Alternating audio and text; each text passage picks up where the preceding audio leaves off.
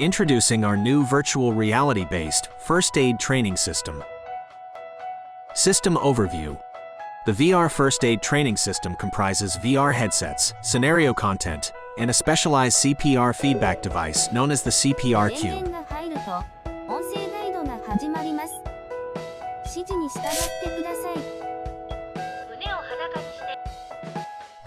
You have the option to choose from 3 different modes based on the teaching scenario or the trainee's skill levels. You can select the mode that best suits your needs: training mode, practice mode, or evaluation mode. Additionally, the system also works with a dedicated training device, the CPR Cube, to facilitate precise chest compressions. The CPR Cube transfers sensor data that measures CPR performance to the VR system, enabling a quantitative evaluation of CPR elements such as compression depth and speed.